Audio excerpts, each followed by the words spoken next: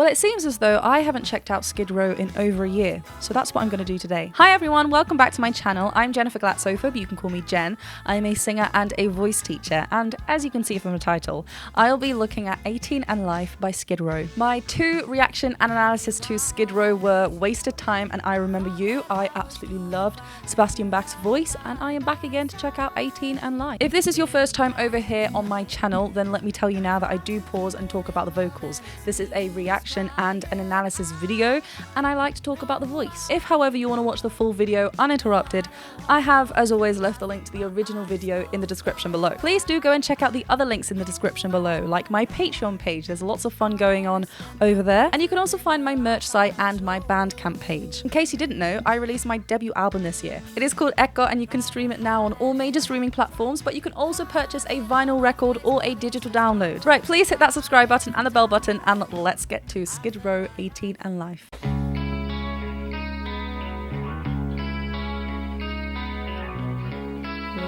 that mirror.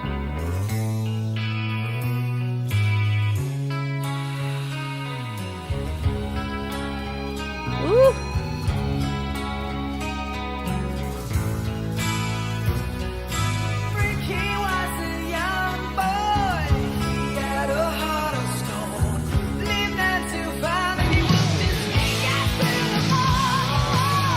Oh, yes.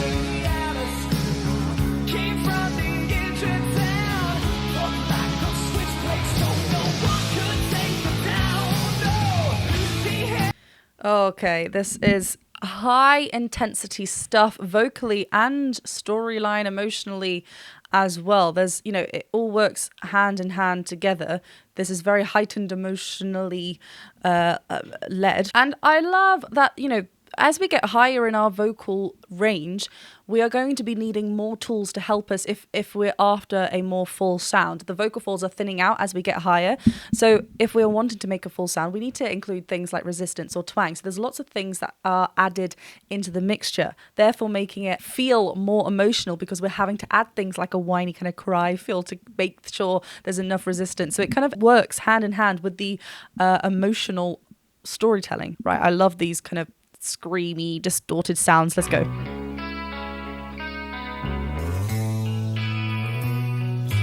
Beautiful intro. Like exhale.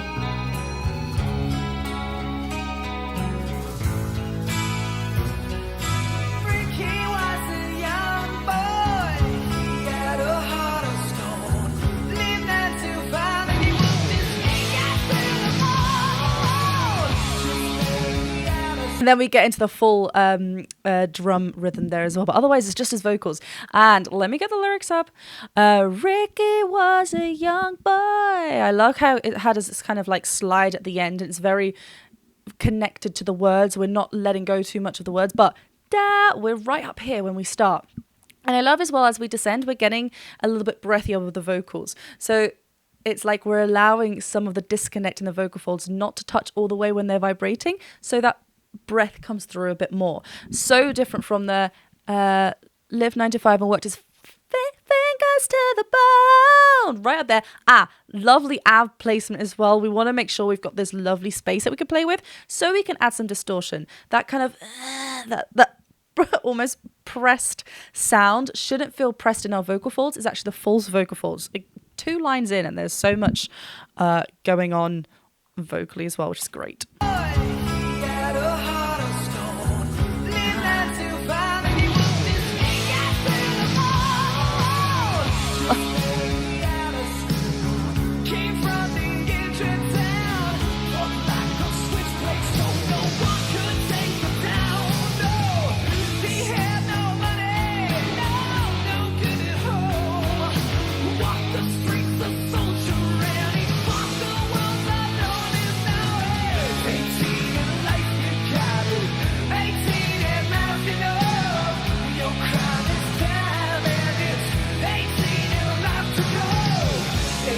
Yeah, it's got this lovely attack to the, we'll listen to the chorus again, but this could be quite glottally attacked, but actually it's just got heaps of this, well, heaps of twang. I'm going to say it. There's so much twang in his voice. And twang, when I'm talking about in the vocal singing terminology is the tightening of the AES. There was also this lovely, no, was it, he had no money, no good at home? I think it was that line. Let's see if we can go back there actually, because it was so light and free up there. There's no heaviness to it. We don't want to be reaching up when we're in our thicker folds or our chest voice, and we're wanting to create that same feel, that same loudness, that same thickness up high. We have to respect that the vocal folds get thinner, but we can use something called twang and other elements, but twang as well, especially just to get that loudness across, get that brightness across without feeling so heavy.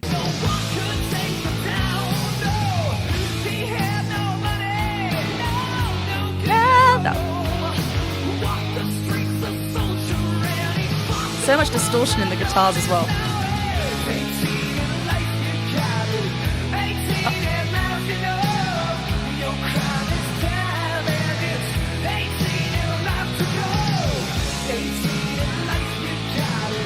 Those harmonies.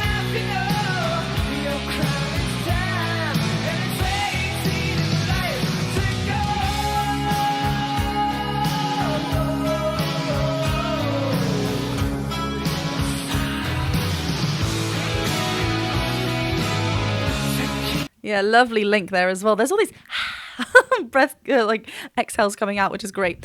I love that decoration on the final. I think we went down there somewhere really nice. The vowel I just forgot all the words apparently. The vowel modification that we heard earlier, that stays on this kind of bright air placement, helps us with the brightness, but also helps us get with this overall tone that he is after. And holding on to, again, lyrically at the end, it was 18 and life to go. If we, just say the word go, it wants to go on that diphthong straight away. A diphthong is when there's two vowel shapes or sounds on essentially one. There's just an O, right? But the letter O, we have two different shapes on that. So if we stay on open on the first half of that, or the first vowel shape that we hear, ga, and actually we're going a bit more on an ah vowel there, ga, we can just hold that out for longer and not feel like we're restricted to the sound. Go. If we're closing already, it will just feel weird. And sometimes it's something so small like that just helps us feel right on top of the note. We can hold on for longer. We can get louder. All these things that help us, and it doesn't limit us there.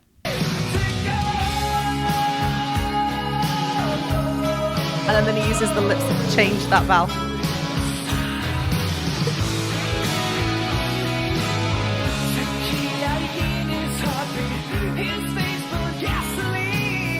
Oh.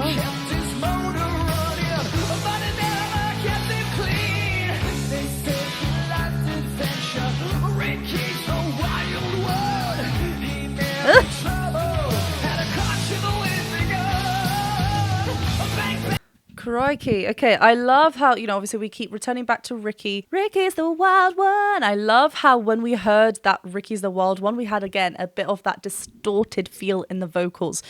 If you're playing around with distortion, just make sure you're not hurting yourself. It shouldn't feel like we're hurting. And, if we are applying that pressure on the actual vocal folds, the true vocal folds that I'm currently speaking with and what we use to sing with, then that can cause some irritation and dry up the vocal folds. And just, we want to avoid that. We want to, again, play around with the false vocal folds that lie a little bit above the true vocal folds. And that's what's making contact, creating this kind of, distorted, rough edge to the vocals. This grit that I love. It's just paired with Ricky's a Wild One because it kind of works hand in hand there.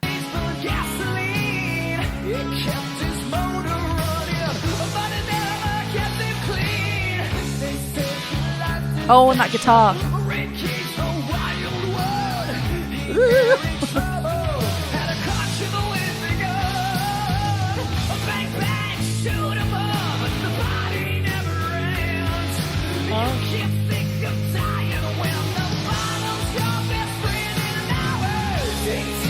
You're what? You can't think of dying when the bottle's your best friend. Choo. Okay, wow.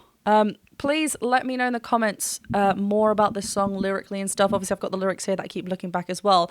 But it's paired very well with the angst in his voice and delivery. It's da da da da da da da da da da da da. We don't hover too much range-wise. It's just right there, kept there, but it's kept in an area in his voice where we have to include some, like I said at the beginning, some resistance because it's a little bit higher than naturally, like well, it's a little bit higher than being lower.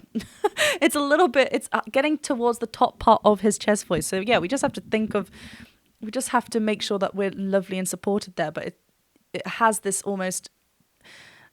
urgency behind it, and I love there was some more backing vocals there as well in that section.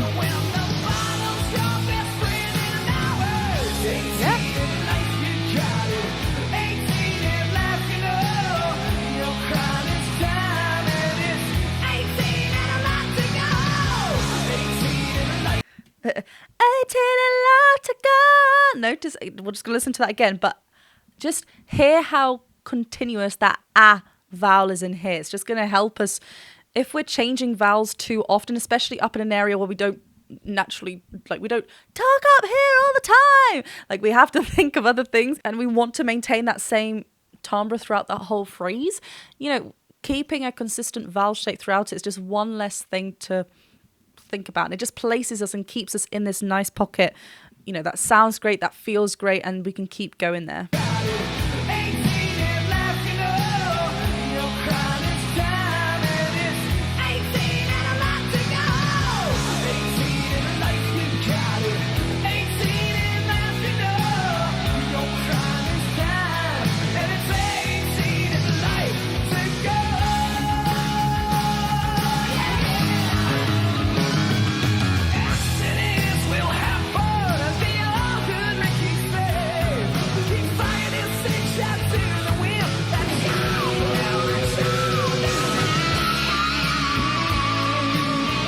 Okay, hold on, let's just go into this guitar solo. I don't want to pause there. Really cool use of, like, just a great, well placed voice here. You know, throughout this, we're really hearing a chest dominant mix. When I talk about the mixed voice, it's not a specific sound that we're after, and it's also not a specific mixture of qualities that we want together. We can choose whatever we want. Throughout this, we hear this lovely like chest dominant connection throughout the beginning part of this of the song already heard so far, and it's just got this lovely extended speech like quality. Like I said, it's in an area that's still connected to his thicker folds, but we're just lightening it up a little bit so it's not as heavy, but still keeping hold of this how we sound when we talk. As we go into this next section, which we can hear is a lot higher, he's allowing the vocal folds to get a little bit thinner, but that twang that's helping us from above, the tightening of the AES or the narrowing of the AES, that's allowing us to stay on top of the note and not feel like we're reaching up or not feel like we're going to get too thin. And I love how it feels like it's a lot thinner, so it's a bit more in a balanced mixed place. And then on top of that, we can hear a little bit of that distortion creep in. Again, there's so much loveliness going on.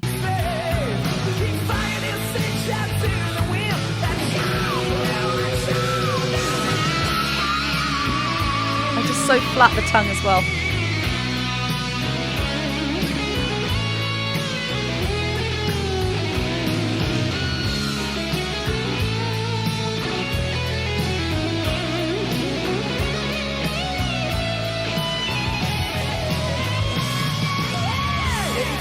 Oh, I love that. Yeah, like it was so faint in the background at the end of that guitar solo, which was so great. But yeah, just coming forward and we can hear it almost just at the back of the room and then soaring forward. Really, really cool.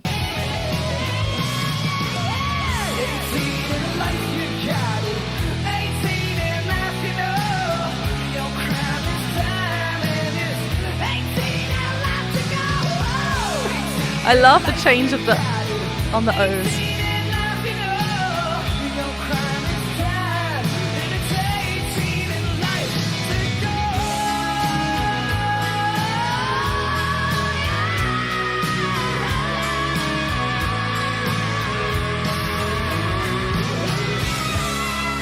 So great. I just want to hear that part again. I love where we started. That was lovely and clear. I hope you can hear that there's not an added distorted level on top of that at the beginning, right? Lovely on this vowel, straight tone as well, no vibrato, just straight, clean, clear, lovely full vocal fold closure. As he did this like lovely glissando slide up, ascending.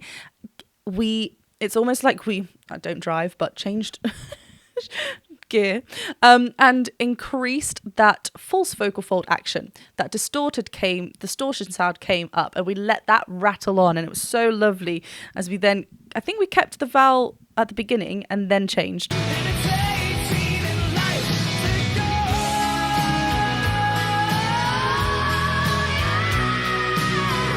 Yeah, then like almost lift that tongue up to get that space forward.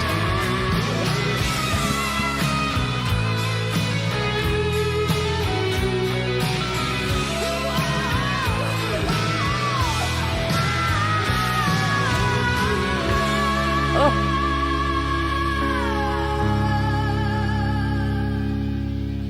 I love how the vocals we had a bit of a slowdown at the very end musically, and the vocals as well, just on top of that as well, this beautiful ad lib. And you can hear that emotion in his vocals. Not only does that emotion add to the story, that kind of like painful cry at the end of a song, but it's also, as I mentioned at the beginning, including resistance in the vocal folds. If we think about a crying sound, like a baby, wah, wah, like the reason why babies can continue crying is because they're essentially mixing.